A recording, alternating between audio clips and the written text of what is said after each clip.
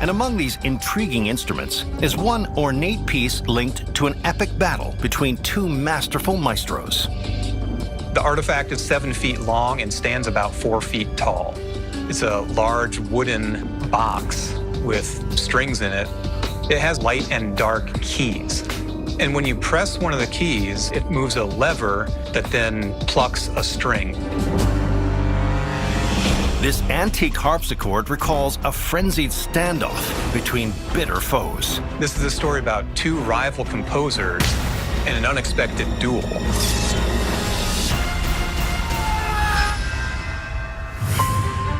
It's the early 1700s in Europe. A revolution of thought is underway. Luminaries like Sir Isaac Newton, Thomas Paine, and Voltaire are ushering in a new era of science, philosophy, and the arts. It's known as the Enlightenment. At the forefront of this cultural wave is the German city of Hamburg. And firmly ensconced as the conductor of the city's esteemed opera is the 22-year-old maestro, Johann Matheson. Matheson was talented, ambitious, and already had a record of composing operas in Hamburg. But Matheson has a rival. His name is George Handel. The 18-year-old musician is a rising young star playing violin in Matheson's orchestra. George Friedrich Handel was a prodigy musician. He was playing pipe organs in churches from the time he was a child. But Handel has his sights set even higher.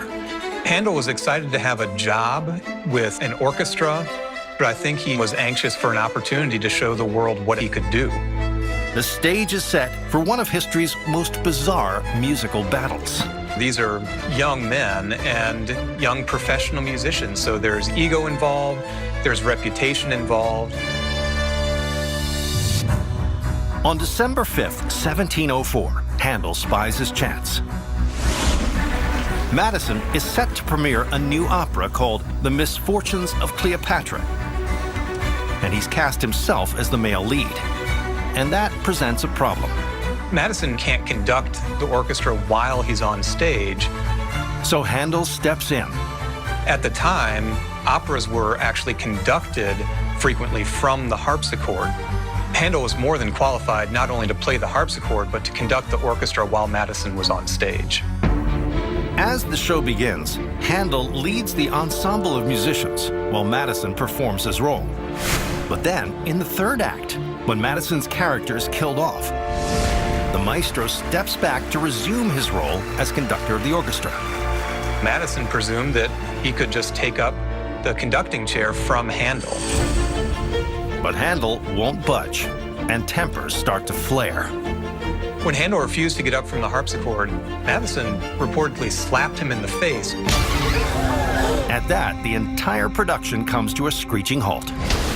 Not only was the audience watching the drama unfolding on stage, but they were watching a real-life drama between two rivals. Matheson then takes things further. Having been insulted by his underling, he challenges George Handel to a duel, and Handel accepts.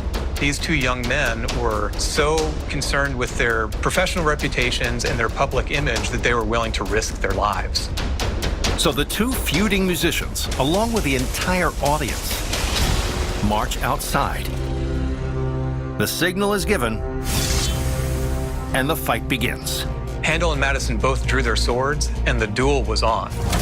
So who will win in this clash of the conductors?